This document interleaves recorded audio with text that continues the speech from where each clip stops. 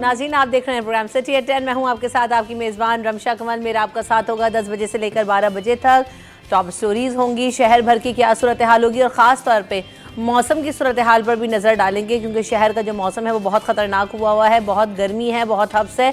इस हवाले से भी आपको अपडेट ज़रूर करेंगे आज के शो में आगे चलकर। लेकिन सबसे पहले जैसे हम शो का आगाज़ करते हैं और कोई कहानी सुनाते हैं और उस कहानी से जो छोटा सा सबक होता है, जो बड़ी सी सीख लेकर आता है, वो सीखने की कोशिश करते हैं। तो आइए आज की कहानी में देखते हैं कि क्या है आज की कहानी।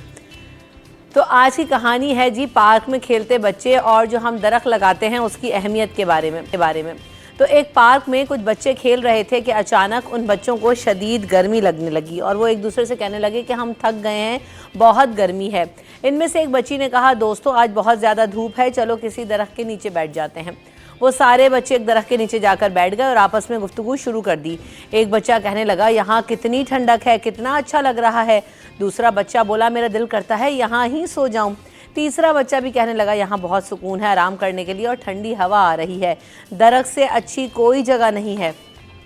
एक बच्चा बोला, अगर ये दरख्त नहीं होता तो क्या होता। दूसरे बच्चे ने कहा कि गर्मी की वजह से तो हम मर ही जाते हैं, ऐसा लग रहा है। जिस पार्क में बच्चे खेल रहे थे वहाँ दरख्त कम थे और उसने कहा, एक बच्चे ने बोला कि मुझे लगता है वहाँ दरख्त ज़्यादा होने चाहिए, परिंदे कितने खुशकिस्मत हैं, उनका घर दरख्त के ऊपर है। एक बच्चे ने बोला कि मुझे याद है कि मेरे दादाजी मुझे दरख्त लगाना सिखाते थे, वो अलग अलग तरह के दरख्त, पेड़ और पौधे लाते थे और उनमें कुछ तो बहुत बड़े भी हो गए हैं, लेकिन अब हम पेड़ कहाँ लगा सकते हैं। दूसरे बच्चे ने सवाल किया, हमारे पास तो इतनी जगह भी नहीं है, हमारे पास बहुत सारे ऑप्शन हैं। एक बच्चे ने जवाब दिया और उसने कहा कि हम अपने घर के सामने टेरेस पर और बहुत सी जगहों पर दरख्त लगा सकते हैं और हरियाली कर सकते हैं, छोटे भी लगा सकते हैं। बच्चे को याद आया कि क्या तुम्हें याद है कि हमने दरख्तों और पौधों पर एक प्रोग्राम देखा था। दूसरे बच्चे ने कहा, हाँ, बिना दरख्तों के माहौल ख़राब हो जाता है और हमारी सांस जो है वो खड़ने लगती है, हमें ऑक्सीजन अच्छी नहीं मिलती। और हमारी साइंस टीचर भी हमें ये बात बताती थी कि हमें ज़्यादा से ज़्यादा पौधे लगाने चाहिए, क्योंकि वो हमें ऑक्सीजन प्रोवाइड करते हैं, सांस लेने में मदद देते हैं। तो एक बच्चा बोला, ठीक है, हम अभी से दरख्त लगाना शुरू कर देते हैं। सब बच्चे इस बात पर मुत्तफिक हुए। एक बच्चे ने कहा, हम दादाजी से मदद लेंगे, वो हमें बीज और पौधे देंगे और हमारी मदद भी करेंगे।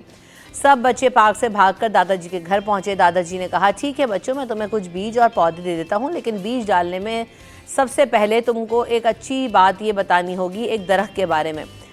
तो एक बच्चे ने कहा, पेड़ हमें छांव देते हैं। दूसरे ने कहा, पेड़ों से हमें फल मिलते हैं, परिंदे अपना घर जो है वो दरख्तों पर बनाते हैं। सब बच्चों ने अपने अपने ख्यालात दादाजी को बताया और दादाजी ने कहा, वाह, बिल्कुल सही, आप सब ने तो बताया। दादाजी ने बीज और पौधे बच्चों को दे दिए और जहाँ तुम्हें लगाना है वहाँ तुम लगा दो, लेकिन याद रखो कि पौधों का ख्याल अपने अच्छे दोस्त की तरह रखना, रोज़ इन्हें पानी देना, भरपूर तरीके से ख्याल रखना। दादाजी ने पौधे देने के साथ साथ बच्चों से वादा भी लिया कि बच्चों इनका ख्याल रखेंगे। वक्त के साथ साथ बच्चों ने पौधे लगा दिए और वो पौधे बड़े होते गए। तो बच्चों ने आपस में कहा, देखो पौधों को देखकर हमें कितनी खुशी हो रही है और हम इनका ख्याल भी रखते हैं, तो ये प्रॉपर नशोनुमा पा रहे हैं। तो इस कहानी से हमने एंड में सबक क्या सीखा कि हमें अपने इर्द गिर्द का माहौल जो है वो साफ़ सुथरा रखना चाहिए, शजरकारी करें, दरख्त लगाएं, पौधे लगाएं। और गर्मी, जैसा भी मैंने कहा था कि गर्मी की शिद्दत में इतना इजाफा होता जा रहा है, तो गर्मी की शिद्दत को कंट्रोल करने के लिए भी जो एक दरख्त है उसका रोल एनवायरनमेंट के अंदर बहुत ज़्यादा है और हमें अपना जो ज़ाती तौर पर जो हमारा रोल है वो भी अदा करने के लिए ज़रूरत है। और आफ्टर ऑल ना सिर्फ ये हमें ऑक्सीजन प्रोवाइड करते हैं, ना सिर्फ हमारे जो इलाका है, माहौल है, हमारे अतराफ़ की चीज़ों को खूबसूरत बनाते हैं, इनका कंट्रीब्यूशन बहुत ज़्यादा है। सबसे बड़ी बात ये कि सदका जारियाँ हैं। आप एक दरख्त लगाएंगे, आपके जाने के बाद भी वो दरख्त आपको आपकी आखिरत तक जो है ना वो फल देता रहेगा और आपको उसके समरात मिलते रहेंगे। तो सदका जारिया समझ के ही लगा दें, लेकिन खुदारा दरख्त लगाइए, क्योंकि हमारा जो इस वक्त वेदर है वो बहुत ज़्यादा जो हम देख रहे हैं कि ड्रास्टिक उसमें चेंज नज़र आ रहा है और गर्मी की शिद्दत में जितना इजाफा है कि हमें बहुत ज़्यादा दरख्तों की ज़रूरत है। तो आज की कहानी के बाद आज के जो हमारे मेहमान हैं उनको शामिल कर लेते हैं। अशरफ खान साहब मेरे साथ मौजूद हैं, आजिज़ जमाली साहब मेरे साथ मौजूद हैं। आप दोनों को वेलकम करेंगे शो में। अस्सलाम वालेकुम, कैसे हैं? वालेकुम जी, आप ठीक हैं? अल्हम्दुलिल्लाह बिल्कुल ठीक ठाक। आप दोनों बताइए, आप दोनों कैसे हैं? बिल्कुल सही, ज़बरदस्त ज़बरदस्त। अशरफ भाई? ज़बरदस्त। दादी की आज जो कहानी सुनी बहुत अच्छी थी। यही मैसेज हम लोग भी अपनी खबरों में दे रहे हैं कि कराची में दरख्त बहुत कम हो गए हैं, कंक्रीट का जंगल बन गया है। तो स्कूलों में भी एक मैसेज जाना चाहिए हर जगह पे कि हर कोई जो है ना अपना एक अहम रोल अदा करे कि दरख्त पौधे लगाए, दरख्त लगाए, वो भी वाले जो नुकसान ना दें। जैसे कराची में लगे थे वो कोना कारपर्स वाले, अभी 2-3 वीडियो आई हैं कि वाटर बोर्ड ने 2-3 जगह एक्शन किया है, तो आप यकीन करें मैं वो जो जड़ निकली है जहाँ पानी मिलता है ना, वो जड़ बड़ी तेज़ी से फैलती है वो, और वो पानी की पाइपलाइनों से बड़ी बड़ी जड़ें निकली हुई, इतनी कि समझ रहे हैं कि ना 50-50 फीट जड़ें जो हैं पाइप में अंदर से निकली, और ऐसे लग रहा था कोई सांप है, वो इतना लंबा लंबा निकला है। वो वीडियो आई है अभी वाटर बोर्ड की टीम ने दी थी, मैं भी देख के हैरान हो गया कि जड़ें ऐसी हो सकती हैं। तो आजिज़ भाई भी वो देखते होंगे, मतलब गांव देहात में अगर जाएं ऐसे दरख्त नज़र नहीं आते हैं जो कराची में लगाए गए, मगर हमें जो अब लगा जैसे नीम का दरख्त है, बाकी आम के दरख्त हैं, बहुत सारे दरख्त हैं वो लगा सकते हैं, लेकिन कुछ दरख्त ऐसे लगे जो इस शहर को उल्टा नुकसान पहुंचाया। ये जो कहानी है ना, जी जी, ये मौसम पे फिट है, क्योंकि अब ये मौसम जो है सावन का मौसम है। अच्छा, देहात में क्या करते हैं कि बड़े दरख्त जो होते हैं ना, उनके छोटे छोटे कलम काट कर लोग ऐसे ही ज़मीन में लगा देते हैं, क्योंकि खेतों में पानी तो वैसे ही होता है। खेतों के किनारों पे लोग छोटे छोटे लकड़ी के छोटे छोटे दरख्तों के टहनियाँ काट कर वो लगा देते हैं, और वो फिर दरख्त बन जाते हैं। तो इस मौसम में कहते हैं कि आप किसी भी किस्म की छोटी सी हरी लकड़ी भी किसी दरख्त से काट के लगा देंगे ना, वो दरख्त बन जाएगी, क्योंकि मौसम ऐसा है। उसके कुछ ही अरसे के बाद वो ज़मीन से बाहर निकल के पौधा बन जाएगा। तो इस मौसम में, सावन के मौसम में, ये इस हिसाब से ये बिल्कुल सबक आमोज़ आपकी कहानी है कि जहाँ भी मौका मिलता है पौधे मिलते हैं तो भी ठीक है, वरना जो ये सही कह रहे हैं कि यहाँ उस तरह के मसलन नीम के दरख्त नहीं है। नीम का आप एक छोटा सा कलम लकड़ी का काट के लगा देंगे वो दरख्त बन जाएगा। इस तरह दूसरे भी ऐसे दरख्त हैं जो देहात में पौधा लगाने की ज़रूरत नहीं होती है, या कुछ दरख्त ऐसे हैं जो बीज से, उनका खाली बीज आप उठा के खेतों में फेंक दें वो पौधे बन जाएंगे। तो देहात में तो ऐसे दरख्त हैं, लेकिन यहाँ शहरों में हमें ख़ास तौर पे कराची के शहर में तो पौधे लगाने पड़ेंगे। लेकिन ये अच्छी बात है कि जो उन्होंने निशानदेही कराई कि ऐसे पौधे लगाएं जो वाकई दरख्तों के हों, जो जिनका साया बन सके, जो घने दरख्त बन सकें, जो माहौलियात को जज़ब कर सकें। यहाँ तो पता नहीं कैसे दरख्त हैं, हमें इनके नाम भी नहीं आते ऐसे दरख्त लगे हुए होते हैं। बिल्कुल बिल्कुल ऐसा ही है। अच्छा, आप लोगों को हम ये भी आगाह करें कि आज का जो आगे आने वाला सेगमेंट है आप दोनों भी नहीं जानते होंगे, तो आज हमने रखा ही इस हवाले से था। बड़ी अच्छी सऊद ने जो है ना वो स्टोरी निकाल के दी है हमें, और कहानी बिल्कुल आज शो के मुताबिक भी है, वेदर के मुताबिक भी। आज हम आने वाले शो में जब मतलब इसी शो में आगे आने सेगमेंट में बात करेंगे तो हम वो भी बताएंगे कि आजिज़ भाई अभी कौन कौन से दरख्त आप लगा सकते हैं, आउटडोर प्लांट्स की क्या अहमियत है, यानी बाहर आप कौन से दरख्त लगाएं, और साथ में आपके जो घरों में हम प्लांट्स, अभी हमने आर्टिफिशियल प्लांट्स आप यहाँ पर भी देख रहे हैं, इस तरह हम घरों में भी लगा रहे हैं। तो पहले इंडोर प्लांट्स लगाते थे, अभी भी जो लोग हैं जो शौक़ रखते हैं, जिनको पता है तो वो लगाते हैं। तो उसकी अहमियत पे भी हम बात करेंगे कि उनका क्या कंट्रीब्यूशन होता है और वो किस किस तरह के जो है वो हम लगा सकते हैं। तो शो में आगे चलकर इस पर स्पेशल सेगमेंट भी होगा, इन तमाम चीज़ों के हवाले से बात भी होगी। लेकिन सबसे पहले मैंने आपको कहा था ना कि मौसम की सूरत हाल के हवाले से आज आपको आगाह करेंगे। तो भाई मौसम जो था कल बड़ा ख़राब था, क्योंकि बहुत ज़्यादा गर्मी थी, और हमने देखा कि दर्जा हरारत कराची में 40.5 डिग्री सेंटीग्रेड तक रिकॉर्ड किया गया, और गर्मी की जो शिद्दत है वो रियल फील जो थी वो बहुत ज़्यादा थी। तो तकरीबन 56 डिग्री तक जो है वो कई इलाकों में महसूस की गई है। तो तकरीबन दोपहर 2 से 3 बजे के दरमियान जो पारा था वो 40.5 डिग्री सेंटीग्रेड तक रहा। और महकमा मौसमियात ने ये भी बताया कि जो 5 बजे भी था जब पारा थोड़ा नीचे आया, तब भी 36.5 टेम्परेचर था, यानी ये गर्म तरीन हम समझते थे 36 टेम्परेचर को कराची में। तो वो हमने देखा कि शाम के औकात में था, हब्स बहुत ज़्यादा था, गर्मी बहुत ज़्यादा थी। अच्छा, हब्स की सूरत हाल आज भी बरकरार रहेगी। गुज़िश्ता रात जो है वो माह जुलाई की गर्म तरीन रात रिकॉर्ड की गई। रात भी ऐसा लग रहा था कि भाई दिन का ही टाइम हो रहा है, क्योंकि इतना हब्स था, गर्मी बहुत ज़्यादा थी और हवा बिल्कुल भी नहीं थी। तो हब्स की वजह से जो है ना वो गर्मी की शिद्दत और ज़्यादा महसूस हो रही थी। हवा में नमी का तनासुब जो था वो 75% था, और कल गर्म तरीन रात रिकॉर्ड की गई। इसके अलावा गर्मी की शिद्दत में इजाफा होगा। चीफ मेट्रोलॉजिस्ट ने मुल्क में मौसमियाती एमरजेंसी लगाने का मुतालबा कर दिया, और इसके पेश नज़र उन्होंने कहा है कि मुल्क में मौसमियाती एमरजेंसी लगाई जाए, क्योंकि जो गर्मी है उसकी शिद्दत में हम इजाफा होता हुआ देख रहे हैं। चीफ मेट्रोलॉजिस्ट हैं डॉक्टर सरदार सरफराज, उन्होंने कहा है कि दरख्तों की कटाई और बढ़ती हुई आबादी की वजह से गर्मी की शिद्दत में इजाफा हो रहा है, और 150 साल में 1.5 डिग्री इजाफा हुआ है। इसमें मज़ीद इजाफे का खदशा है। अगर हमें मौसमियाती तब्दीलियों से बचाना है तो ज़्यादा से ज़्यादा दरख्त लगाना है।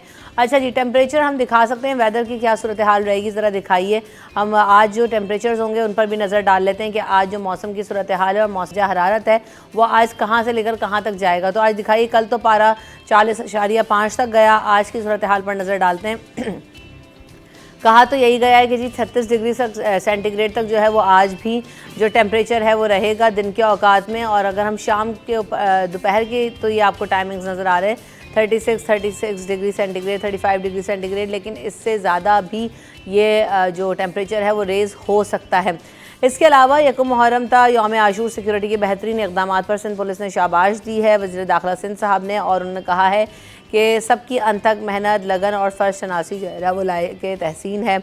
मुहर्रम उल हराम के जो जुलूस थे, दीगर जो इज्तिमात थे वो बड़े पुरअमन अंदाज में हुए, बहुत मौखर अंदाज में हुए, जिस पर इदारों को, एजेंसीज़ को, रेंजर्स को जो है वो वज़ीर दाखिला साहब ने तमाम जो इदारे हैं उनको शाबाशी दी है।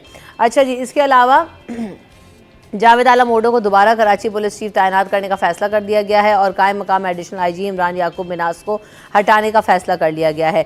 तो जावेद आलम ओडो एक बार फिर जो है वो नए कराची के पुलिस चीफ होंगे और आम इंतखाबात के बाद सिंध हुकूमत की जानिब से इमरान याकूब मिनास को जो है वो आईजी सिंध लगाया गया था, आईजी कराची लगाया था। अब जो है वो खादिम हुसैन इनको हटा दिया गया और उनको दोबारा से जावेद आलम ओडो को तैनात कर दिया गया है। 2 जून 2022 को भी जो है ना वो उन्हें पुलिस चीफ तैनात किया गया था और उसके बाद अब उनकी दोबारा तैनाती हुई है।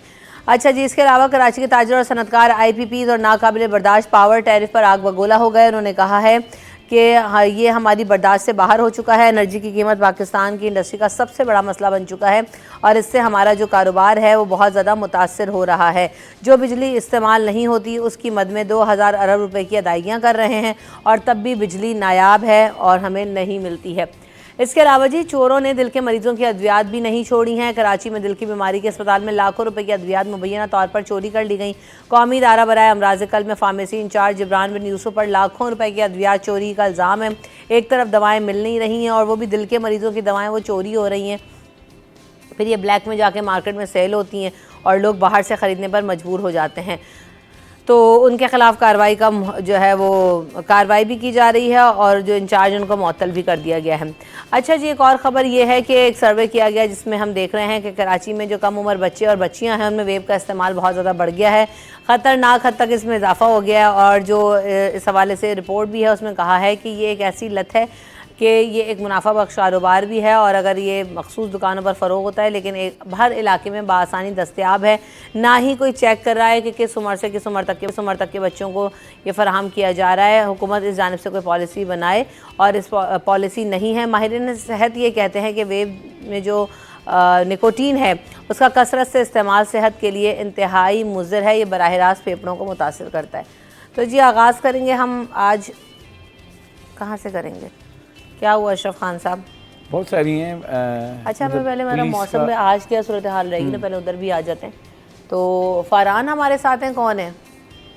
फ़रहान से अपडेट्स लेंगे। फ़रहान हमें बताइएगा। अस्सलाम वालेकुम। सबसे पहले तो ये बताइए कि कराची के किस इलाके में आप मौजूद हैं और आज जो महकमा मौसमियात है वो क्या कह रहा है? 36 डिग्री सेंटीग्रेड तक तो दिखा रहा है कि टेम्परेचर जाएगा, लेकिन क्या इससे ज़्यादा होगा? रियल फील क्या रहेगी और मौसम में क्या जो है ना वो आज सिचुएशन होगी?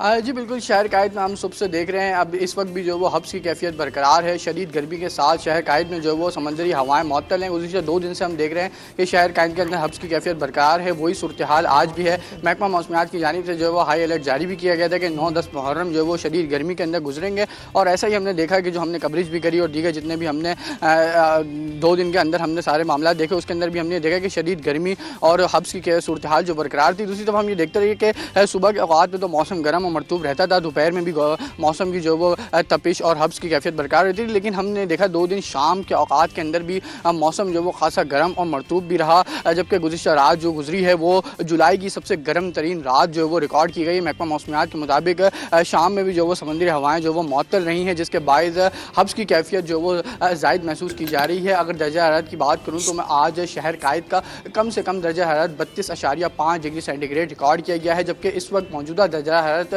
34 डिग्री सेंटीग्रेड तक रिकॉर्ड किया गया है, जबकि महकमा मौसमियात की जानिब से आज भी शहर कायद में जो वो गर्मी की लपेट का जो इम्कान जाहिर किया गया है। आज भी ज़्यादा से ज़्यादा दर्जा हरारत 40 डिग्री सेंटीग्रेड तक जाने का इम्कान है। इसकी वजूहत की बात करें तो चीफ मेट्रोलॉजिस्ट सरदार सरफराज के मुताबिक हवा में जो वो नमी का तनासुब ज़ायद होने की वजह से गर्मी की शिद्दत जो वो ज़्यादा महसूस की जाती है, जबकि समंदरी हवा मअतल होने के बायस भी गर्मी की शिद्दत ज़ायद के साथ साथ हब्स की कैफियत भी बरकरार रहती है। अगर हवा में नमी बारिश के हवाले से क्या बताया जा रहा है फरहान, क्योंकि जितना हब्स है उसको देखकर ही लग रहा था और धूप की तपिश को देखकर कल भी ये लग रहा था कि जब थोड़ी देर के लिए क्लाउड्स भी आए और क्लाउडी वेदर भी हुआ तो सब यही सोच रहे थे कि शायद अब बारिश हो जाएगी, लेकिन बारिश हो नहीं रही। तो क्या बता रहे हैं चीफ मेट्रोलॉजिस्ट इस हवाले से? जी बिल्कुल, चीफ मेट्रोलॉजिस्ट सरदार सरफराज के मुताबिक शहर कायद में जो वो आज एक नया मानसून स्पेल दाखिल होगा। शाम के पहर में समंदरी हवाएं बहाल होने का भी इम्कान है, जबकि शहर कायद के मज़ाफ़ाती इलाकों में आज जो वो बारिश मुतवक्के भी है। ये स्पेल आज शाम के पहर कराची में दाखिल होगा, जबकि 20 जुलाई से शहर कायद के अंदर बारिशों का जो वो इम्कान है। यही बारिशें जो वो 21 से 22 जुलाई को जो वो तेज़ गरज चमक के साथ बारिश का इम्कान भी जाहिर किया गया है। उनकी जानिब से ये बताया गया है गुज़िश्ता दिनों जितनी भी जो वो गर्मी और हब्स की कैफियत बरकरार रही, ये आइंदा आने वाले वक्तों के लिए और दिनों के लिए जो एक अच्छी साबित होंगी। शहर कायद में आज एक नया मानसून का स्पेल दाखिल होगा, जो कि 20 जुलाई को शहर के मुख्तलिफ इलाकों के अंदर बारिश बरसाएगा, जबकि यही स्पेल 21 से 22 जुलाई को जो वो शहर कायद के अंदर मजीद तेज़ बारिशों का भी इम्कान जाहिर किया है। ठीक है, यानी आज से जो स्पेल दाखिल होने का कहा गया है वो तकरीबन 21 से 22 जुलाई तक रहेगा और मूसलाधार बारिश का इम्कान भी है। हब्स इतना ज़्यादा है, बारिश तेज़ होने का नज़र भी आ रहा है, लेकिन अब हो जाए बस। अब बहुत दिन हो चुके हैं, बारिश हो नहीं रही है। Thank you so much Farhan, आपने हमें तफसीलन आगाह की। उम्मीद है कि जो है बारिश हो जाए और मौसम की सूरत हाल बेहतर हो जाए। कराची वाले वैसे इसके आदी नहीं है बिल्कुल भी।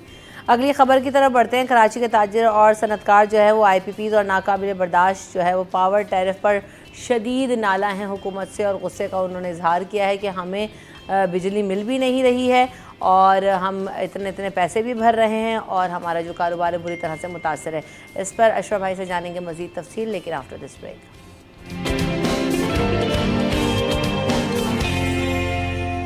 Welcome back in city at 10। तो जनाब बात हो रही थी कि कराची के ताजिर जो है पावर टैरिफ और IPPs से जाना वो शदीद परेशान है। इससे पहले भी उन्होंने कहा कि IPPs पर नज़रसानी करने की ज़रूरत है, बिजली है नहीं, अवेलेबल है तो पैसे भी भर रहे हैं, 2000 अरब रुपए की अदायगियाँ कर रहे हैं जो बिजली इस्तेमाल भी नहीं होती। क्या मामला है अशरफ खान साहब? जी, फेडरेशन हाउस में एक बड़ा इजलास हुआ जिसके बाद उन्होंने कहा कि हर लेवल पे हम कह चुके हैं और पाकिस्तान में पहले समझने की चीज़ ये है कि जो इंस्टॉल कैपेसिटी बिजली बनाने की सलाहियत है 43,000 मेगावाट, और जो हम बिजली सप्लाई कर सकते हैं सिस्टम 23,000 मेगावाट हम दे सकते हैं जो हम इस्तेमाल कर रहे होते हैं। 20,000 मेगावाट जो है वो पावर प्लांट इस्तेमाल ही नहीं हो रहे हैं, उसके पैसे हम जो दे रहे हैं वो टोटल जो है 2,000 अरब से ज़ायद की रकम है जो कैपेसिटी चार्जेस की मद में हर कोई गरीब आवाम, इंडस्ट्रियलिस्ट, ताजिर हर कोई दे रहा है।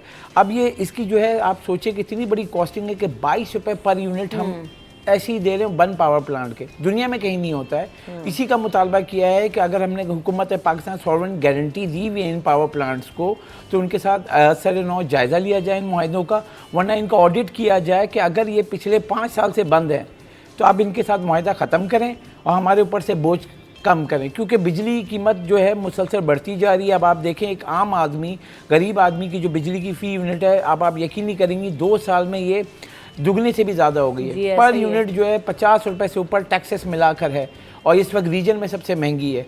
और इंडस्ट्रियलिस्ट के लिए भी इतनी महंगी है कि वो लड़ नहीं सकते हैं। कोई प्रोडक्शन अगर करते हैं, आप सोचें ना कि अगर हम सेंट्स में लें, क्योंकि एक्सपोर्ट में तो डॉलर में लेते हैं, इंटरनेशनल बांग्लादेश, वियतनाम, भारत, इन सब में 7 या 8 सेंट की पर यूनिट कॉस्ट आ रही है बिजली की, सब टैक्सेस मिलाकर। हमारे यहाँ पाकिस्तान में 17 सेंट्स, यानी दुगनी से भी ज़्यादा महंगी है। वो कह रहे हैं हम कैसे मुकाबला करेंगे, हम कैसे, आप जो चीज़ें दे रहे हैं हम कैसे लड़ेंगे उनसे। तो मुतालबा किया है कि IPPs हमारे लिए सर्द दर्द बन गए और मुतालबा किया है कि हाँ दर्द सर बन गए और ये मुतालबा किया है कि इनको ख़त्म, और ये हम आवाम के लिए भी उन्होंने फेडरेशन हाउस ने आवाम, ताजिर और सनतकारों का मुतालबा किया है कि मुआहदे असर नौ जायज़ा लें, या तो इसको ख़त्म करें या जो नुकसान दे रहे हैं उसको बिल्कुल ही कहें कि भाई आप बंद करें, अपनी चीज़ें ले जाएं। तो हो ही यही रहा है आजिज़ भाई, आप ये देखेंगे कितनी बड़ी तादाद में इंडस्ट्री शिफ्ट जो है वो हमने देखा है कि लोग जा रहे हैं और मुल्क से बाहर लेके जा रहे हैं। ख़ास तौर पे हैरान कुन बात मेरे लिए तो ये है कि लोग बांग्लादेश अपनी जो है वो इंडस्ट्री शिफ्ट कर रहे हैं, चाइना से बना बनाया हुआ माल इंपोर्ट कर रहे हैं और उसको सेल कर रहे हैं, यानी प्रोडक्शन आपकी ख़त्म हो चुकी है। ये जो आपने खबर सुनाई ना अशरफ भाई ने, उसके पे तबसरा अच्छा किया लेकिन ये ऐसा ही है कि एक दुकान है और दुकान बंद पड़ी हुई है।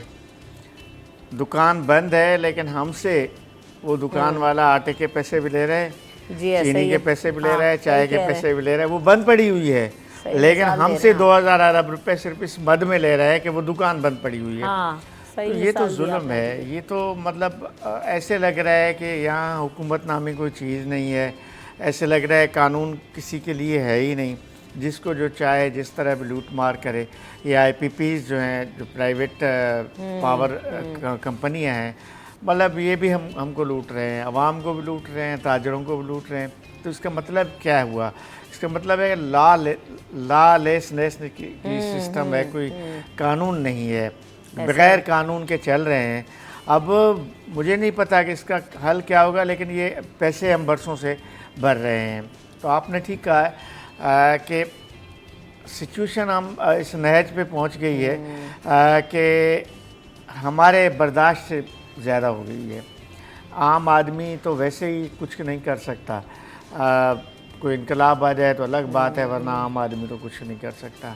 लेकिन ये ताजर बिरादरी, ये सनतकार, इस तरह के लोग एहतजाज करते हैं, ये इनके पास बहरहाल फेडरेशन है या चैम्बर ऑफ कॉमर्स है, इदारे भी हैं जो गवर्नमेंट पे असरअंदाज भी हो सकते हैं। तो ये अपना आवाज़ उठा रहे हैं। मेरा ख्याल है इसको गवर्नमेंट को संजीदगी से इस पर बात करनी चाहिए। बिल्कुल ऐसा ही अभी हमने देखा कि गुज़िश्ता दिनों में बिजली के टैरिफ में इजाफा हुआ, फी यूनिट बिजली महंगी कर दी गई, लेकिन वही वाली बात है कि आवाम तो अपनी आवाज़ नहीं उठा सके, चीख रहे हैं, सोशल मीडिया पे खबरें शेयर हो रही हैं, लोग एक से दूसरे से बात कर रहे हैं। टैरिफ में तो आप देखें ना, वो कौन सा हफ्ता है, वो कौन सा महीना है जो टैरिफ में इजाफा नहीं हो रहा हो। मतलब हमारे और आपके सामने गुज़िश्ता एक साल के दौरान 30-40 रुपए का इजाफा हुआ है। जैसे अशरफ भाई बता रहे हैं 60 रुपए की बिजली पर यूनिट हो गया। तो मतलब हम ये एक साल 2 साल ये पीक आवर रेट था। अब पीक आवर रेट कहाँ जाएगा अशरफ भाई? 72। आप यकीन करें, जब हम खबर दे रहे होते हैं आजिज़ भाई मुझ पर नाराज़ हो रहे होते हैं, अमूमी तौर पर बराबर में ही बैठे हुए होते हैं। जाहिर है कि मैं कह रहा हूँ जगह बदल दो इनकी। हाँ, जगह बदल दो, नाराज़ हो रहे हैं आजकल लोग मुझसे। नहीं अशरफ भाई, क्या होगा किस तरह पीक आवर में? आप कह रहे हैं 72 रुपीज़ का जो है वो एक यूनिट हो जाएगा। बिजली नायाब होने के बावजूद इतने इतने बिल आ रहे हैं।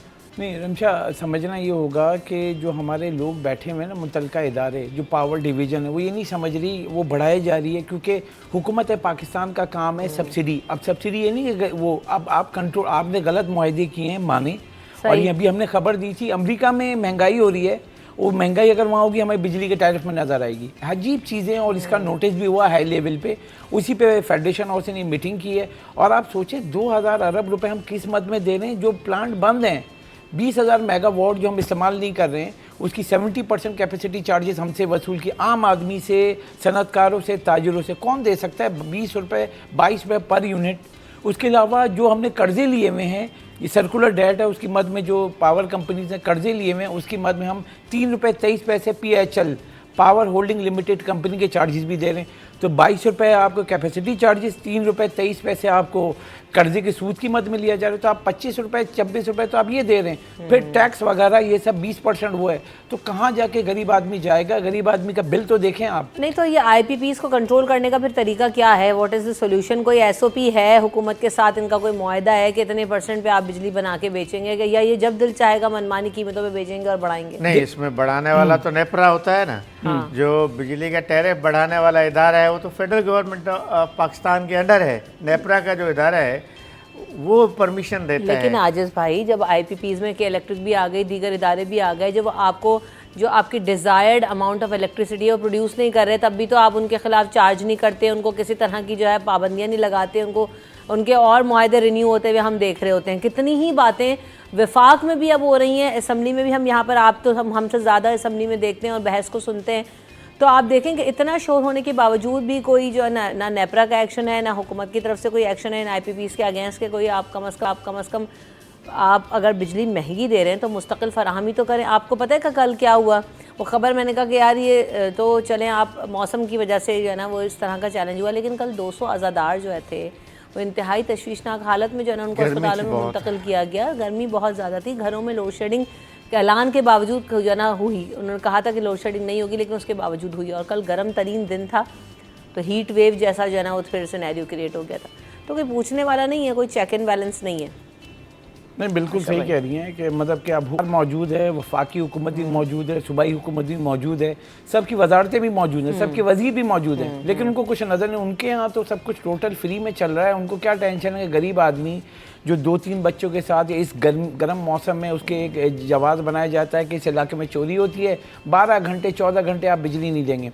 आप कहीं देखें, अभी एक खबर आई है जो मैंने नज़र से गुजरी थी, बाहर मुल्क की कोई एक कंपनी इलेक्ट्रिक की, उसने वहाँ पे बड़ी ट्रिपिंग आई और उसमें पर कंज्यूमर उनको पैसे देने पड़े कि हमसे गलती हुई है, हम आपका जो है ये जो नुकसान हुआ है हम आपको पैसे दे रहे हैं। वहाँ फ़ाइन लगा है। और यहाँ तो आप कंप्लेन करें तो गुस्से में कहते हैं फीडर ट्रिप हो गया जी, आपकी पीएमटी जल्द रिस्टोर हो जाएगी, ठक करके बंद कर देते। और शिकायती नंबर भी नहीं देते। मैं कैटेगोरिकली मैं बीपर जब देता हूँ, आप फ़ोन करते रहें, वो कहते हैं वर्किंग काम जारी है। क्या वजह है वो कंप्लेन नंबर ना देने की? वो ये है कि रजिस्टर्ड हो जाएगी ना, मेरे पास नंबर आ जाएगा तो मैं उसको फेसबुक या सोशल मीडिया पर डाल के कि ये रजिस्टर्ड कंप्लेन है, ये ठीक नहीं हो रही 10 घंटे से 14 घंटे से। हाँ। अभी जो सूरत हाल हम सुबह से जब से मॉर्निंग शो स्टार्ट हुआ हम कह रहे हैं गर्म मौसम है, और ये 3 दिन से जो सूरत हाल आज भी आप बाहर जाएँ आपकी मतलब कि आपका हालत ख़राब हो जाएगी। ऐसा ही है। और इस वक्त अगर आप किसी इलाके में अगर 24 घंटे में 14 घंटे लाइट नहीं देंगे और 10 घंटे देंगे, उसकी क्या सूरत हाल होगी इस सूरत हाल में कि जब आपकी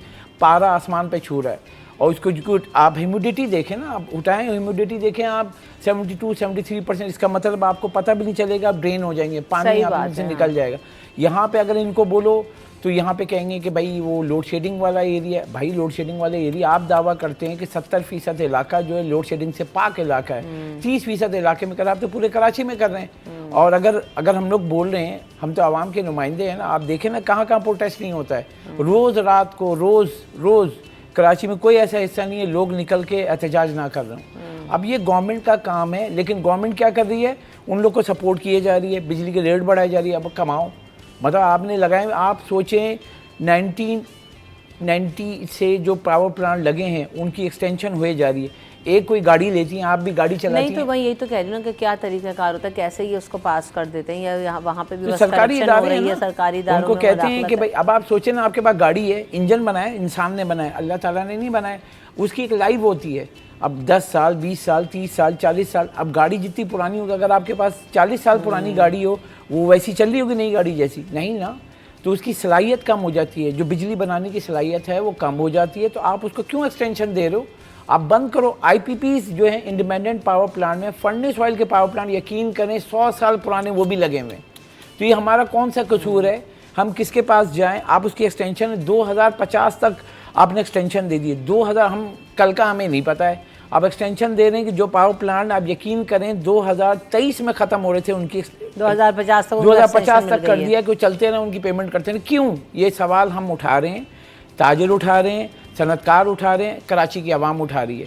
तो आप केएलटी का फर्नेस ऑयल के पावर प्लांट देखें ना, जो सबसे बिन कासिम 1 के हैं, 110 साल पुराना है। आप सवाल उठाए ना उनसे, नेपरा पूछे भाई आप चेंज क्यों नहीं कर रहे हैं? सवाल ये है कि अशरफ भाई, सवाल तो बहुत सारे लोग उठा रहे हैं और उठाते भी हैं, लेकिन बात ये है कि अमल क्या होगा और जवाब क्या आएगा और कौन देगा, और उसके जवाब के बाद भी हल क्या निकलेगा आवाम के लिए और ताजिर बरादरी के लिए। सवाल यहाँ पे फिर वही रह जाता है, जूं का तू मामलात हैं। ब्रेक ले लेते हैं, ब्रेक के बाद हाजिर होंगे।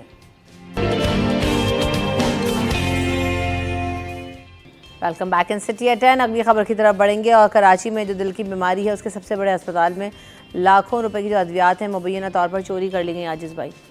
अब ये हाल है हमारे यहाँ, तो मतलब जहाँ जिसका बस चल रहा है वो वहाँ पे वो कर रहा है। कौन इन्वॉल्व इसमें है जी, कौमी इदारा बराए अमराज़ कल्ब में फार्मेसी इंचार्ज हैं जिब्रान बिन यूसुफ साहब। उन पर लाखों रुपए की अद्वियात चोरी का इल्ज़ाम है और उनके इंचार्ज के पास कोई रिकॉर्ड मौजूद नहीं है कि लाखों अद्वियात कहाँ चली गई।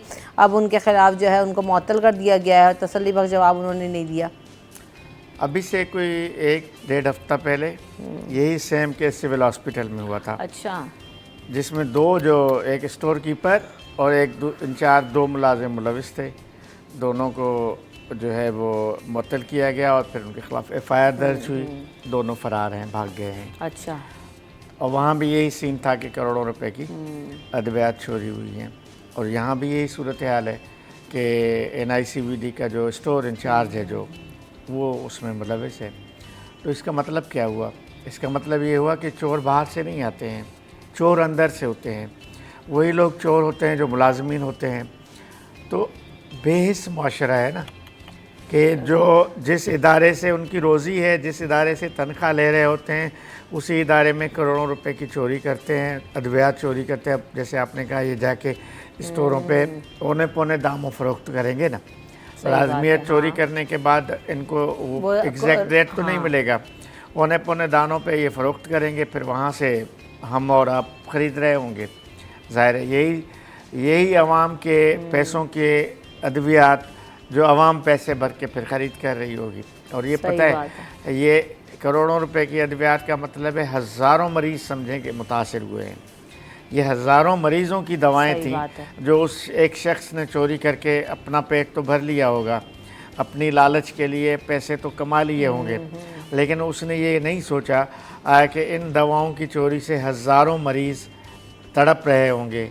हो सकता है कि उनमें ऐसे बहुत सारे गरीब भी हों, क्योंकि NICVD में बहरहाल इलाज कौन फ्री लोग होता आते हैं इलाज कराने, फ्री इलाज होता है, गरीब भी NICVD आते हैं। में बहरहाल इलाज फ्री है और महंगे से महंगे टेस्ट भी फ्री में होते हैं। जो बाहर 10-10, 20-20 हज़ार रुपये का टेस्ट होता है। मैंने अभी ख़ुद 2 हफ्ते पहले अपनी अहलिया का टेस्ट करवाया जो हमें आगा खान से 18,000 रुपये कह रहे थे। यहाँ आके हमने वो टेस्ट फ्री में करवा लिया। तो लाजमी है कि ऐसे कई गरीब होंगे जिनको ये दवाएं भी फ्री में मिल रही होंगी। यकीनन जब सरकारी अस्पताल के स्टोर में दवाएं पड़ी थी तो ये गरीबों को ही मिलनी थी। तो ये जुल्म है। मेरा ख्याल है ऐसे लोगों को सज़ा क्या, ऐसे लोगों को जेल में डालना चाहिए। और सबक, जैसे अभी ऑफ द रिकॉर्ड अशरफ भाई एक गाड़ी की मिसाल दे रहे थे ना कि सज़ा किस तरह की देनी चाहिए कि दूसरों के लिए सबक बन जाए। मैं कह रहा हूँ ऐसे लोगों को गिरफ्तार करके ऐसी सज़ा दी जाए कि वो दूसरों के लिए सबक हाँ, मसला वही ना। अब आपने बताया कि वो लास्ट टाइम भी जो जिनके ऊपर इल्ज़ाम आया वो भाग गए, फरार हो गए। अब काई की सज़ा, कौन सी इंक्वायरी, कौन सा फौरी तौर पर, लेकिन उनको गिरफ्तार करना चाहिए, उनको भी फौरी तौर पे करें ना अजीज भाई। अब वो फरार हो जाएगा तो आप कहाँ ढूंढोगे? यहाँ से उठ के किसी और शहर में जाके बैठा होगा। अब ये भी भागेगा और होगा क्या, थोड़े अरसे के बाद ही फिर आ जाएंगे। बिल्कुल, बहाल भी हो जाएंगे। बहाल भी हो जाएंगे। इसमें तो मैं अदालतों को कहूँगा, ये लोग अदालतों में जाते हैं, अदालतें दोबारा इनको बहाल कर देती हैं। अदालतों को भी ये देखना पड़ेगा, सोचना पड़ेगा कि चोर हैं बुनियादी तौर पे। ये मुआशरे में चोरी का मर्ज़ फैला रहे हैं, अस्पतालों में चोरी का मर्ज़ फैला रहे हैं।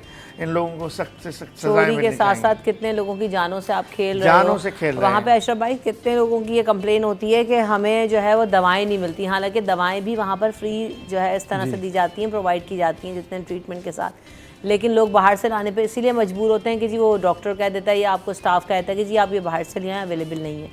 इतने लोगों को मैंने कंप्लेन करते हुए देखा है। तो कोई इंक्वायरी तब नहीं होती कि भाई क्यों अवेलेबल नहीं है, अगर इतना स्टॉक आता है तो कहाँ जाता है?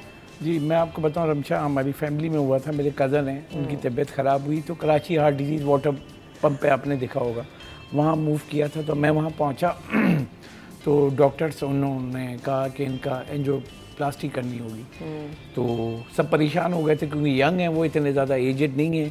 तो सब कज़न वगैरह आ गए। तो वहाँ पे फिर हम गए तो उन्होंने कहा भाई हम लेके जाएंगे। तो वहाँ पे मुझे इतना पता है कि जब लेके जाते हैं उसमें स्टंट वगैरह उसी दौरान डालते हैं। अब मैं जब गया तो वहाँ पे ये होता है कि सरकारी हॉस्पिटल है वो, उसकी सारी चीज़ें।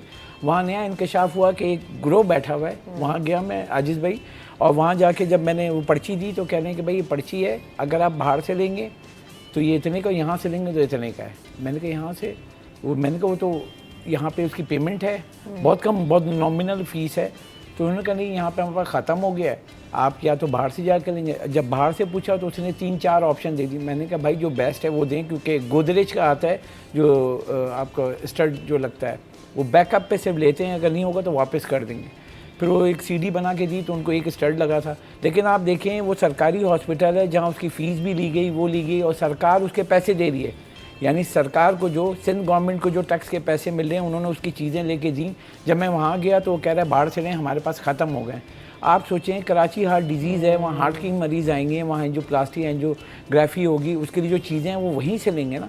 वो मुझे कह रहा है बाहर से जाके लें।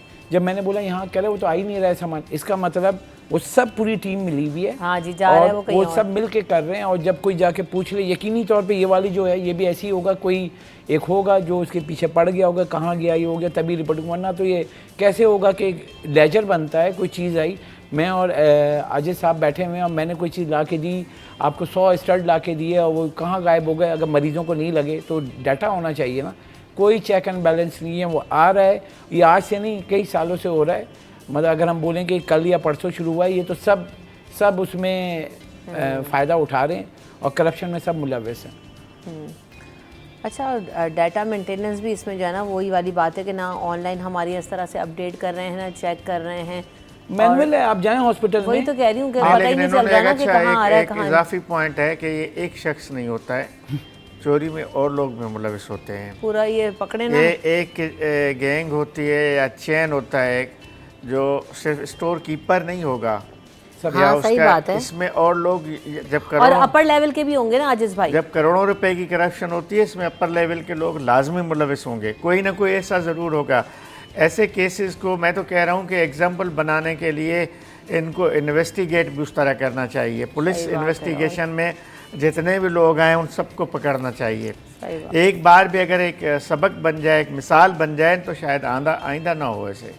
ट्रू दैट, बिल्कुल सही कह रहे हैं आप। अच्छा, अगली खबर की तरफ बढ़ते हैं हम ये सेहत के मुतालिक बात कर रहे हैं। जो वेप है भी जी, वो भी बहुत ज़्यादा नुकसानदेह है और सब लोग ये कह रहे हैं कि ये जो वेप है, माहिरीन भी इस हवाले से कहते हैं कि इसके ऊपर पाबंदी लग जानी चाहिए। और ये बच्चों में बड़ा जो है ना वो ईज़िली पॉपुलर भी है और इजीली अवेलेबल भी है। हर गली कोने में अब आप देखें वेब शॉप्स खुल गई हैं, तो वो स्टिकर तो लगा देते हैं प्लस, लेकिन कोई जब आप लेने जाओ तो पूछता कोई नहीं है कि आपकी उम्र क्या है। बेटा छोटे छोटे बच्चों को मैंने देखा है कि वो इजीली उनके पास मंशियात की वो कौन जो आसानी से अवेलेबल नहीं है।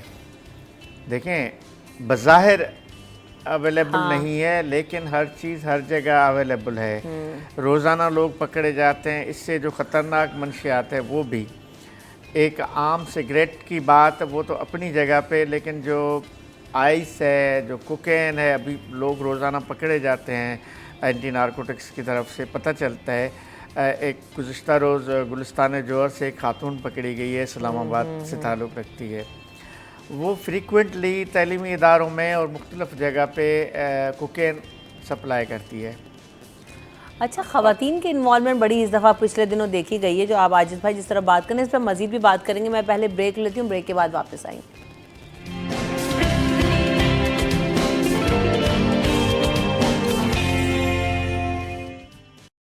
Welcome back in city at 10। तो सबसे पहले माल के हाल पर अभी नज़र डाल लेते हैं कि आइए करेंसी रेट्स को देखते हैं कि वो क्या है इस वक्त। दिखाइए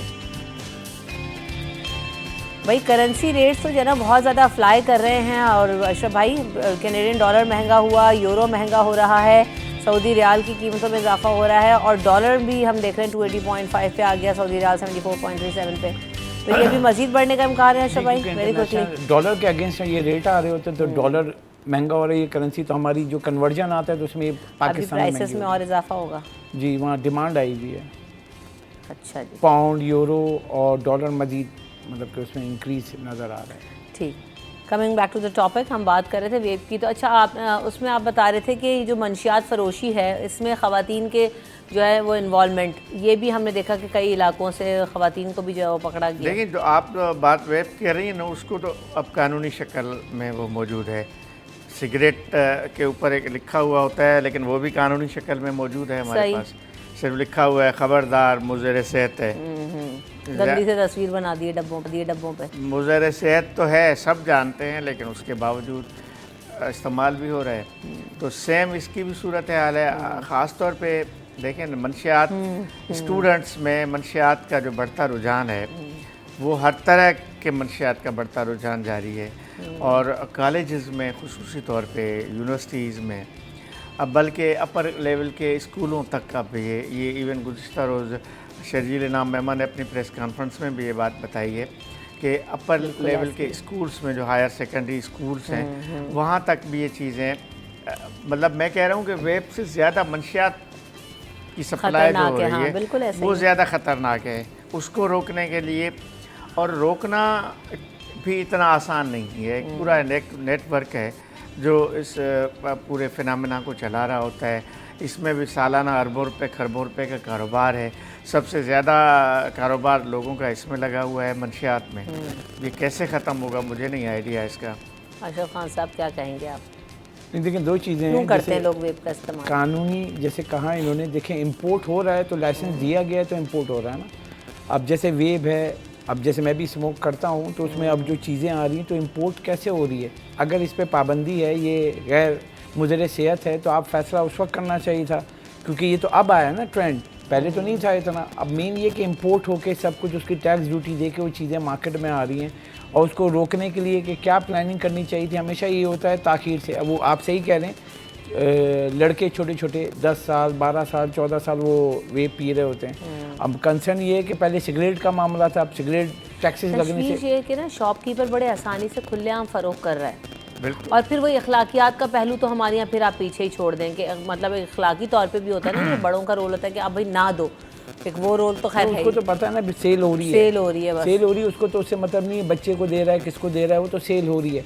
मगर ये है कि जो ये मेरा एक सवाल ये है, जैसे आजिज़ भाई ने कहा कि कानूनी सिगरेट इंपोर्ट होकर आती है कानूनी तौर पे, फिर उस पर वो चीज़ें लगा देते कि भाई ये मुज़र सेहत है, ये वो, मगर इंपोर्ट हो रही है। इसी तरीके से आपकी ये दीगर, लेकिन वेब के साथ अगर हम देखें सबसे ख़तरनाक जो सिचुएशन है वो मनशियात की है।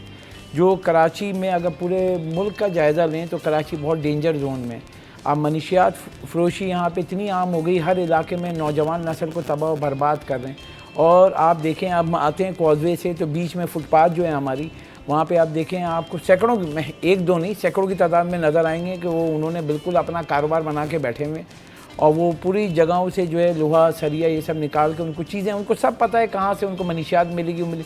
इस सिस्टम को ख़त्म करना होगा। जो मुतल्लिका इदारे हैं बोले नहीं कि यहाँ पे हो रहा है, वो जाके कार्रवाई करें, और अगर ये वेब हो या कोई मनशियात बिक रही है तो उसको बताएं नहीं, उसके खिलाफ एक्शन लें, और ऐसा एक्शन लें कि वो दोबारा वहाँ पे नज़र नहीं आए। क्योंकि इस शहर के जो नौजवान नस्ल में बेचारा जो कारोबार करता है या कहीं नौकरी करता था, अब वो फुटपाथ पे बैठा हुआ है, और सैलानी या उधर जाके खाना खा लेता है, बाकी रात के लिए वो मनशियात के लिए उसको जाके सब कुछ पता है कहाँ से मिलती है, कैसे लानी है, सरिया निकालेगा, कोई मोटर चोरी करेगा, बाइक चोरी करेगा, कुछ भी करके पैसे उसके पास होते हैं मनशियात लेने के। अच्छा, बहुत अरसे से ना इस हवाले से इजलास भी हो रहे हैं, भी आपने शर्जील नामे मन का जिक्र किया। इससे पहले आसिफ अली जरदारी साहब ने जब इजलास बुलाया, तमाम इदारों को इन्वॉल्व किया, और उसमें जो सबसे ज़्यादा अमन अमान के हवाले से इजलास था, लेकिन जो सबसे ज़्यादा हाईलाइटेड चीज़ थी, एक तो वो है कि अमन अमान स्ट्रीट क्राइम की सूरत हाल पर काबू पाना, और दूसरी जो टॉपिक था वो था मंशियात की फ़रोख्त के ऊपर जो है पाबंदी लगाई जाए या इसको इसकी रोकथाम।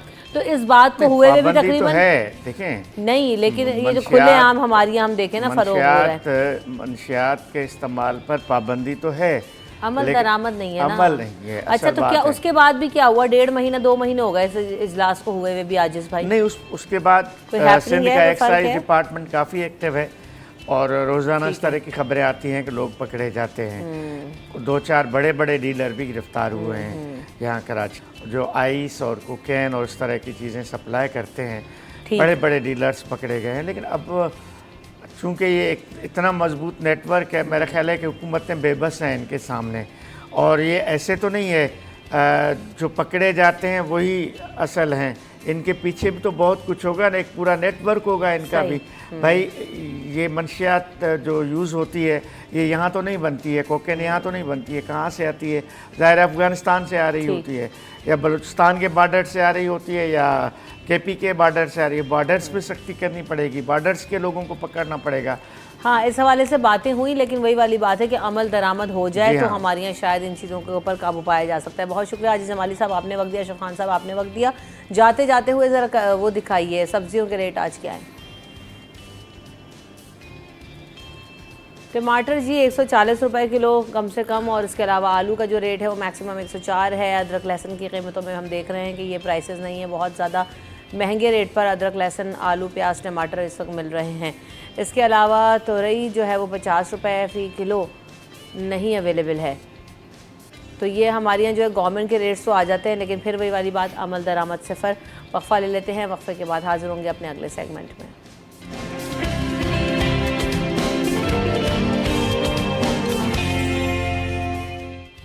Welcome back in city at 10। तो जनाब आज हमने बात किया और अब मैंने आपको कहानी सुनाई दरख्तों के हवाले से, उसके बाद हमने मौसम की बात की।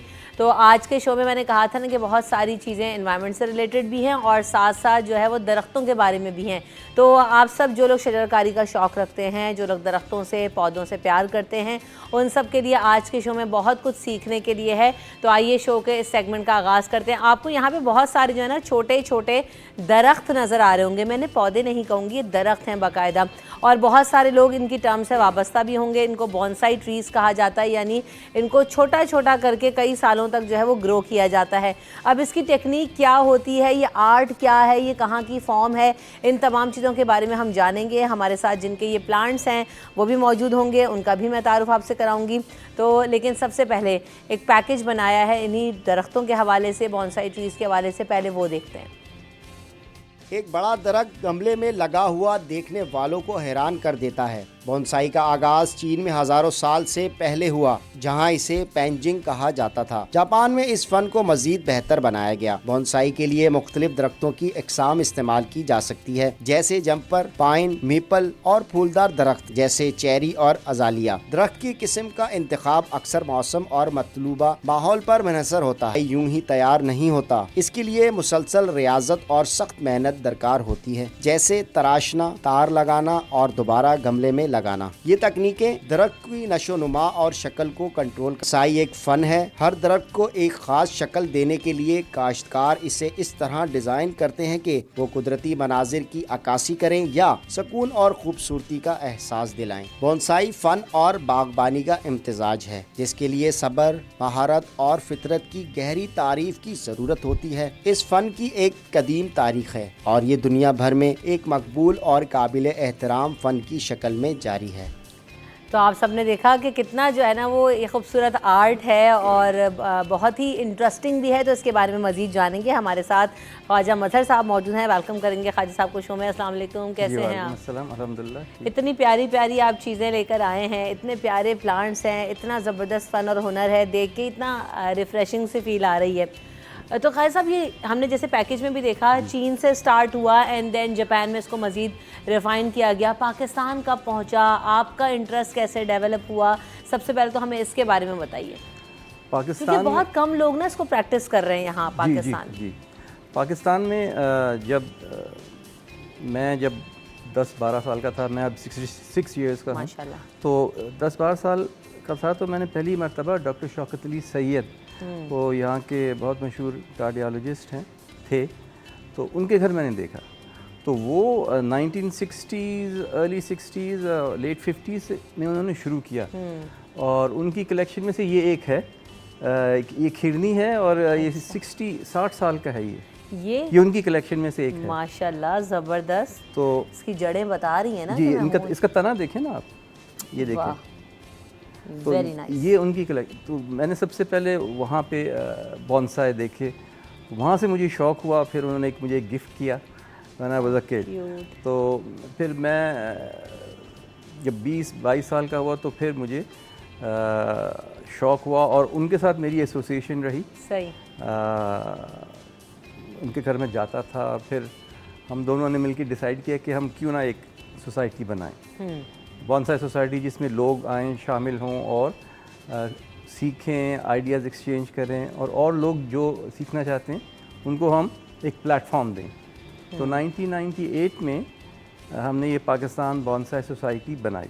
Very nice. और जब से हम रेगुलर अपनी वर्कशॉप्स कर रहे हैं और एनुअल एग्जिबिशंस भी हमारी होती हैं और हम ये फ्लावर शो में भी रेगुलरली हिस्सा लेते हैं। अच्छा, मैंने ये फ्लावर शो में ही देखे हैं सारे बॉन्साई ट्रीज़ ना, और बड़े जाहिर सी बात है कि बहुत अट्रैक्टिव लगते हैं, बड़ा अच्छा एक टेक्निकली बड़ा इनको देख के मज़ा भी आता है और देखते रहने का दिल चाहता है। अच्छा, ये बॉन्साई की जो टेक्निक है वो है क्या, किस तरह से जन इनको परवान चढ़ा, जैसे वो दरख्त भी, उसकी क्या एज है? ये कोई 25 साल का है, ये फाइकस है और जैसे मेजॉरिटी आप फाइकस ही, कराची में फाइकस पे ही करना चाहिए, उसी को बॉन्साई बनाना चाहिए। स्पेशली जो बिगिनर्स हैं उनको फाइकस से शुरू करना चाहिए, क्योंकि फाइकस एक तो जैसे ये फाइकस इन्फेक्टोरिया है, ये लोकल फाइकस है, ठीक इसे लोकल ज़बान में पिलखन कहते हैं। तो इनका फ़ायदा ये होता है कि ये एब्यूज़ बर्दाश्त कर सकते हैं, रूट कटिंग की और ऊपर से ब्रांच कटिंग और वायरिंग और शैलो पॉट में रहने की। ये क्योंकि ये यहीं का इसी क्लाइमेट का पौधा है तो ये बर्दाश्त कर लेता है और सर्वाइव कर जाता है। अच्छा, इसकी टेक्निक क्या है ख्वाजा साहब? टेक्निक ये है कि बॉन्साई लिटरल मीनिंग ये है कि tree in a shallow container. तो ये देखें, ये कंटेनर शैलो है। अब इसमें टेक्निक ये है कि अब शैलो कंटेनर में रूट्स ज़्यादा फैल नहीं सकती। जब रूट्स फैल नहीं सकती तो और फैलती भी हैं तो एक स्टेज आती है कि वो पॉट बाउंड हो जाती हैं, बिल्कुल एक दूसरे को स्ट्रैंगल करने लगती हैं। तो एक तो ये कि ये रेगुलर इनकी रूट प्रूनिंग होती है। अच्छा। हर साल या 1.5 साल या 2 साल बाद रूट काटते हैं, सर्टन रूट्स काटते हैं, कुछ रूट्स छोड़ देते हैं जो छोड़ने वाली होती हैं। और क्योंकि ये अब वो जो आपने कहा ना टेक्निक क्या है, टेक्निक ये है कि स्पेस थोड़ी है रूट्स के लिए, रूट्स ज़्यादा फैल नहीं सकती, और एक इसकी टैप रूट होती है वो काट देते हैं शुरू में ही। टैप रूट होती है स्टेबिलिटी और ग्रोथ के लिए, अपवर्ड ग्रोथ के लिए, वो उसको हम काट देते हैं, बाकी रूट्स को हॉरिजॉन्टली स्प्रेड कर देते हैं। तो because of a shallow container, small container, roots फैलती नहीं है और वो हाइट पे ऊपर नहीं जाता, बट शेप वाइज वो पूरा ट्री लगता है। तो after passage of few years वो आप, क्योंकि आप उसको शेप दे रहे होते, आप ये देखें वायर्स आपको नज़र आ रही हैं, हर ब्रांच पे वायर है, ये एक मेथड है शेपिंग का इसकी।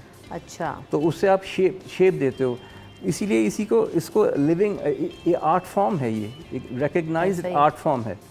तो ये जो आप शेप देख रहे हैं, ये जिसका भी पौधा है वो खुद शेप इसको देता है। वो जो आगे प्लांट पड़ा हुआ है उस पे भी आपने वायरिंग की हुई है ना? जी, उस पर भी वायरिंग की। ये जो डमडम है उसका कज़न है ये। अच्छा। ये भी एक अच्छा स्पेसिमेन है बॉन्साई के लिए। अभी छोटा है ना ये कोई है, हाँ जी, 15 साल का है। 15 साल वाला छोटा ये 15 साल का है। ये सबसे यंग है, ये 12 साल का है। और वो 40 इयर्स, ये 40 साल, 40 इयर्स, ये 60 इयर्स, 25 इयर्स।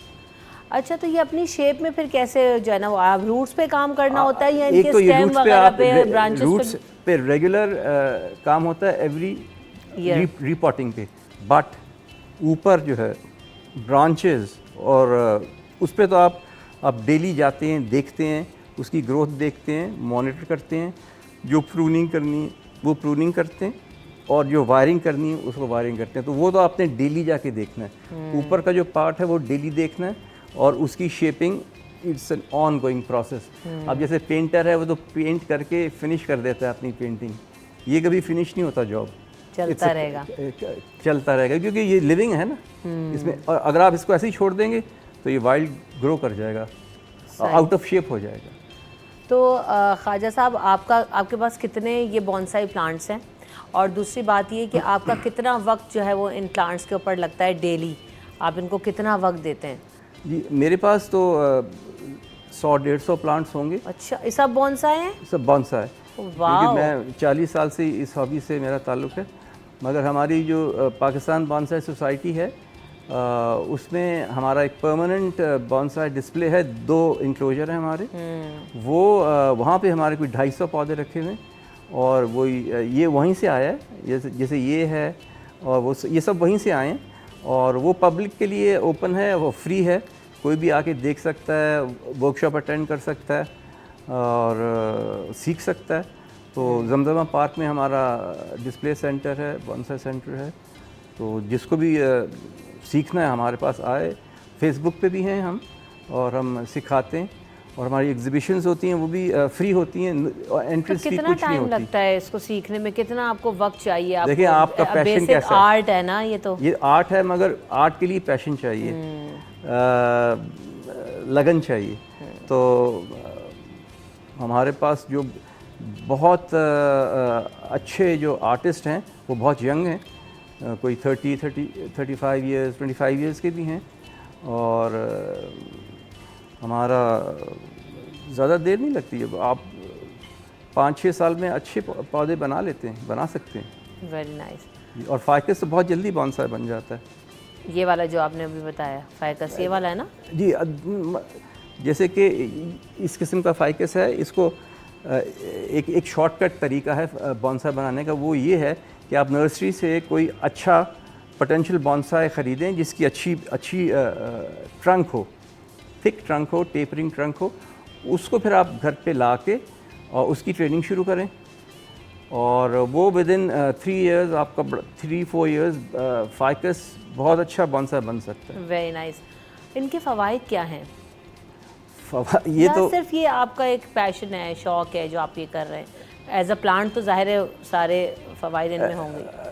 एनवायरनमेंट में पॉजिटिव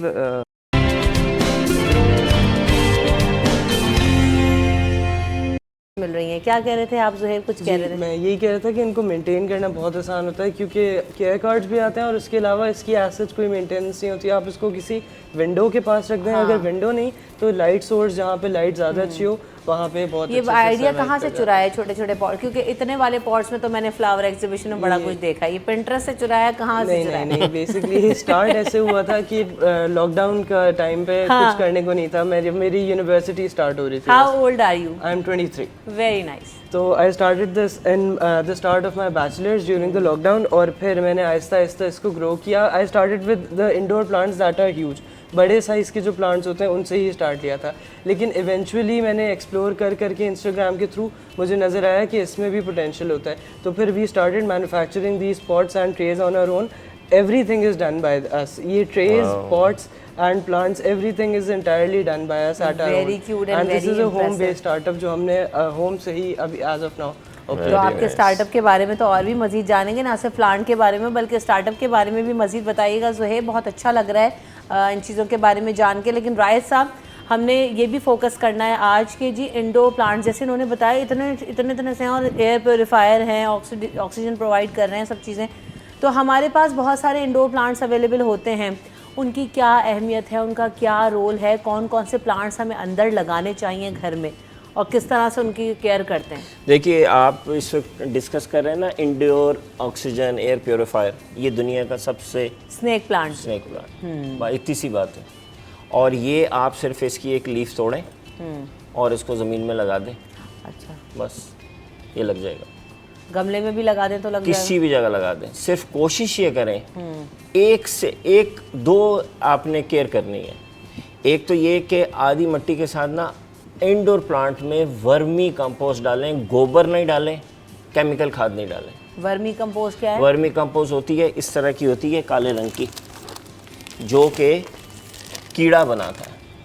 सही, ये पैकेट्स मिल जाते हैं मार्केट में? पैकेट्स मिल रहे हैं, ठीक है। वर्मी कंपोस्ट कहलाती है, इसका नाम है वर्मी कंपोस्ट। ये आधी आधी करके आप इसमें डालें ताकि आपके घर के अंदर कीड़ा ना आए। इस मिट्टी के आधा अंदर पैकेट इस एक गमले में डालें? नहीं, जो भी आपका बाउल है ना, जैसे ये देखें, ये इतना सा है ना बाउल, ये असल में ये इतना सा, ठीक है। इसके अंदर आधी मिट्टी, आधी वर्मी कंपोस्ट डालें और भूल जाएं। सही है। बस हफ्ते में 2 दफ़ा पानी दें, आधा कप, बस बहुत ही कम सा है। बस इतनी सी बात है। विंडो है, जाहिर है हर कमरे में एक विंडो होती है, छोटे कमरे में एक, बड़े कमरे में 2 विंडो होती है, उसके पास रख लें, 5 फुट दूर रख लें, 10 फुट दूर रख लें।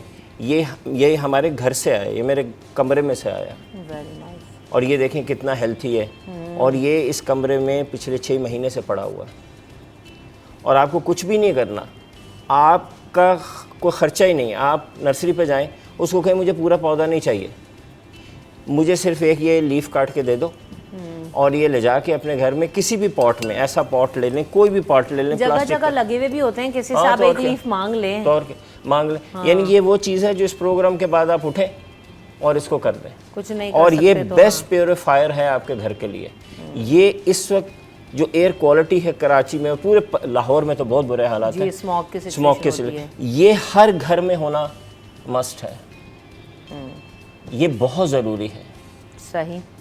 अच्छा, दूसरा प्लांट ज़ाहिर है इंतहाई आसान और ख़ूबसूरत decoration, money plant of course. और आपको इसमें कुछ भी नहीं करना ना, कहीं से तोड़ लें, किसी से मांग लें, पानी में डालें, और ये देखें ये डेकोरेशन पीस है ना, ये आप सिर्फ इसकी जड़ें देखें कितनी खूबसूरत हैं। इसकी भी टहनी आपने बस पानी में डाली? पानी में डाली। ये हमारे पास साल हर साल से है। हमारे हर वॉशरूम में, हर कमरे में इस तरह के 85 प्लांट्स पड़े हुए हैं।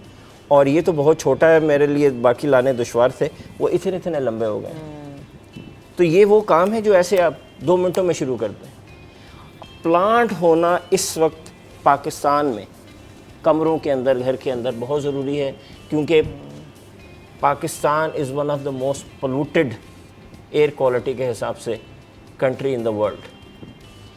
तो जो चीज़ ये 2 चीज़ें वो हैं जो यूं 1 सेकंड में आप कर सकते हैं। आपकी फैमिली एट रिस्क है। ख़वातीन ये बात बड़े गौर से समझ लें कि एयर क्वालिटी आपके बच्चे की हेल्थ के लिए इस वक्त नंबर 1 इशू है। और ये जो 2 पौधे हमने डिस्कस किए हैं ना, ये उसका इलाज है।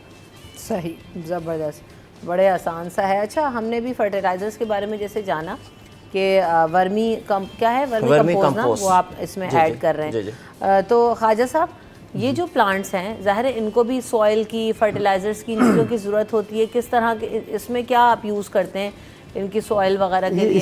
इसमें ये सॉइललेस है बॉन्साई मिक्सचर जो है ना। अच्छा, इसमें मतलब भालू मट्टी नहीं है इसमें। सही, फिर क्या है इसमें? ये इसे वेल ड्रेनिंग सॉइल कहते हैं। इसमें पमस है अबाउट 60% और 20% कंपोस्ट, 10% परलाइट और 10% एग्रीगेट, वो जो जिसे क्रश कहते हैं, रिवर सैंड स्टोन्स को क्रश करते हैं, वो है। तो इसमें बिल्कुल कुछ भी नहीं है, सिर्फ 20% कंपोस्ट है। ये सब कुछ मिल जाता है प्लांट शॉप पे आसानी से अवेलेबल है? मिल जाता है। ठीक। तो इसलिए इसको लिक्विड फर्टिलाइज़र देना बहुत ज़रूरी है। तो मैं पर्सनली तो हर 7 डेज़ के बाद देता हूँ। पानी के कैन में, जिस कैन से हम वाटरिंग करते हैं उसमें ही थोड़ा सा डालते हैं, मगर क्वांटिटी थोड़ी होती। और वो NPK 5-15-45 कंपोजिशन वाला मैं इस्तेमाल करता हूँ। मतलब ये कि उसमें नाइट्रोजन कम होती है, बाकी दूसरे मिनरल ज़्यादा होते हैं।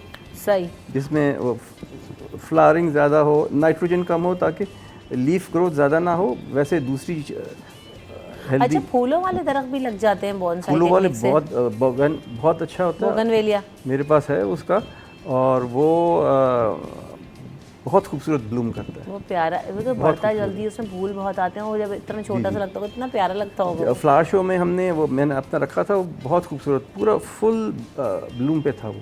वेरी नाइस, ज़बरदस्त। Bougain is a very good example for bonsai, flowering bonsai. अच्छा, ये जो आपने लगाया, ये आपने किसी स्टोन पे, रॉक टाइप की चीज़ पे जी, इसको लगाया है या खुद से? नहीं, लगाया है इसको। हाँ। ये स्टोन नेचुरल स्टोन है, ये ख़रीदा था, फिर इसमें वो ड्रेनेज होल ड्रिल किए और फिर इसमें लगाया। ये बड़े मेहनत का काम होगा इसमें तो, है ना, करना इसको, क्योंकि बज़ाहिर स्टोन में दरख्त खुद से लगाना एक वो टास्क होगा पूरा। हाँ जी, और फिर रिपोर्टिंग भी होती है इसकी।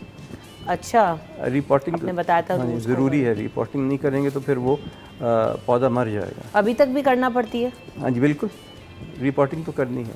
लेकिन ये बहुत ही खूबसूरत एडिशन है भाई। इसमें छोटे छोटे ये जो आ रहे हैं, ये क्या है? ये ग्राउंड कवर इसे कहते हैं, ये खुद रॉ है। अच्छा, ये खुद रॉ है। बहुत अच्छा लग रहा है। ये नीचे 2 फीट तक नीचे था, मैंने अभी काट के लाया हूँ उसको। ये बहुत नेचुरल फीलिंग दे रहा है, बहुत माशाल्लाह प्यारा लग रहा है। Very nice. हम मज़ीद भी जानेंगे भाई प्लांट्स के बारे में, लेकिन पहले ब्रेक लेते हैं, ब्रेक के बाद।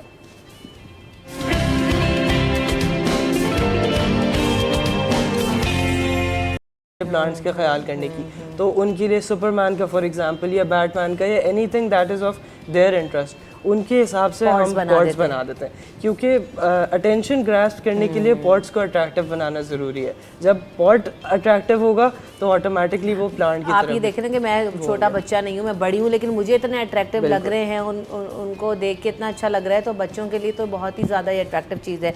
इसी तरह ख्वाजा साहब, जो बॉन्साई प्लांट्स हैं, ये ख़रीद सकते हैं इनको, या ये बस आप आर्ट, क्योंकि आर्ट फॉर्म्स है और लोगों को जिनको नहीं आता और पसंद है और रखना चाहते हैं तो खुद से ख़रीद के रख सकते हैं? उनको बेसिक स्किल सिखा देते हैं आप, या नहीं आप रख सकते? देखिए, बेसिक स्किल जिसको हो उसी को ख़रीदना चाहिए, वरना ख़राब हो जाएंगे, वरना वो मेंटेन नहीं कर सकेगा, मर जाएगा। क्योंकि वो रिपोर्ट तो करना है उसको, तो उसको रिपोर्ट करना आना चाहिए। तो बेस्ट वे इज़ कि वो हमें ज्वाइन करें, अच्छा, हमारी सोसाइटी को ज्वाइन करें, जमजमा पार्क में आएँ, वर्कशॉप्स अटेंड करें, देखें, सीखें और फिर वो अपनी कलेक्शन वहाँ से डेवलप करें। सही। और फिर जब उसको वो समझ जाए, मेंटेन करना आ जाए, फिर ख़रीद भी सकते हैं। तो ये अगर ख़रीदने जाएंगे 40-40, 25-25 साल के जो पुराने प्लांट्स हैं, इनकी प्राइसेस क्या होती होंगी? वो फिर आप यंग प्लांट ख़रीद लेना, अदरवाइज़ तो ये तो काफ़ी महंगे एक्सपेंसिव हैं। अब अंदाज़न क्या किन प्राइसेस में जो है ना, ये अगर आपको अच्छा एक बना हुआ बॉन्साई चाहिए तो डिपेंड करता है कितना एज का है, क्या है, तो वो तो लाखों में जाता है। लाखों में जाते हैं भाई, जाहिर सी बात है। आप वही वाली बात है ना कि देखिए आर्ट इतना जी।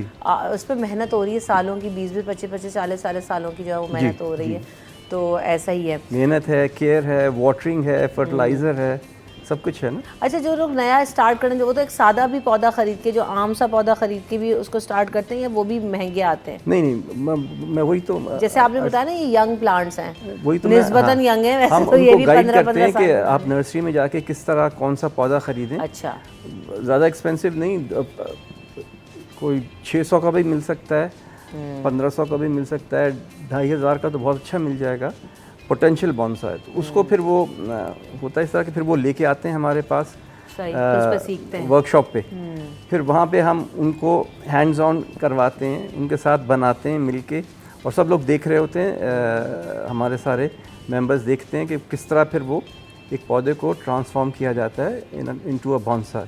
तो रेगुलर वर्कशॉप्स होती हैं हमारी। अब नेक्स्ट वर्कशॉप 3 अगस्त को है, 5:45 पे शुरू होगी। It's open to public, anybody can join us. Very nice. नहीं, बहुत इंटरेस्टिंग है, और ज़रूर हमें जो है ना इंटरेस्ट लेना चाहिए चीज़ों में। बच्चों को ख़ास तौर पर मैं कहती हूँ कि आप छोटे बच्चों को जब आप उनका इंटरेस्ट डेवलप करने की कोशिश करते हैं तो आगे, जैसे अभी ज़ुहैब बता रहे हैं ना कि उनकी मदर को प्लांट से बहुत ज़्यादा प्यार है, बहुत ज़्यादा उनको पसंद है, तो उन्होंने वहाँ से इनहेरिट किया, अपने घर में प्लांट्स देखे होंगे तो उनको शौक जो है ना वो कैरी कर रहे होते हैं बच्चे, और देखें आगे कुछ ना कुछ उसमें इनोवेशन ले आते हैं अपनी जनरेशन के हिसाब से, अपने वक्त के हिसाब से। तो राहिद साहब, इसके अलावा हमारे पास मनी प्लांट हुआ, स्नेक प्लांट हुआ, और ये भी इंडोर प्लांट है जो हमने यहाँ पे रखा हुआ है। ये भी इंडोर इसका नाम क्या है? डिफन कहते हैं इसको। क्या कहते हैं? डिफन। डिफन, हाँ, यहाँ की लोकल ज़बान। पूरा नाम, वर्ड नाम ये नहीं है, बस इसमें भी ये टहनी काटी, इसमें लगा दी, अच्छा, आधी रेत और आधी वर्मी कंपोस्ट, और अल्लाह खैर चले। पौधा आप कह लें 50 रुपये का, अंदर का जो प्याला है वो प्लास्टिक का फ्री का है। बस इतनी सी कहानी है।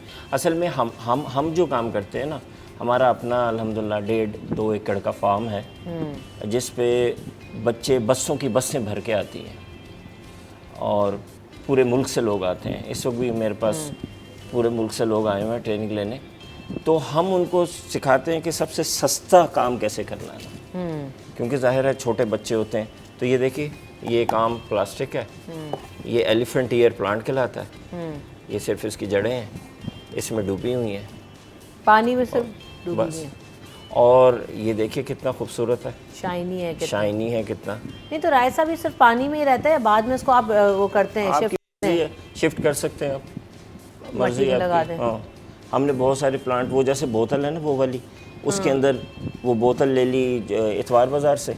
इतवार बाज़ार सिर्फ हम बोतलें जमा करने जाते हैं जी। कांच की बोतल होना चाहिए, कोई भी बोतल हो, प्लास्टिक भी हो, ये प्लास्टिक है। अच्छा, और वो ली, और उसकी जड़ें जो है ना बजाते खुद एक डिज़ाइन बन जाती हैं ना, तो उसमें बस पौधा लगा दिया और कमरा भर दिया। बात ये है कि आज के इलेक्ट्रॉनिक और मोबाइल एज में ना, इस तरह के जो प्लांट्स हैं ना, इस तरह के प्लांट्स, बड़े बड़े पत्तों वाले प्लांट्स, इससे आपका कमरा भरा होना चाहिए, ताकि ये रेडिएशन सक करे ना और बैड एयर सक करे। ये बहुत ज़रूरी है। हमने क्या कर दिया, अभी है हमारे पास कोई आर्टिफिशियल प्लांट के सब हटा दिया आज तुम लोग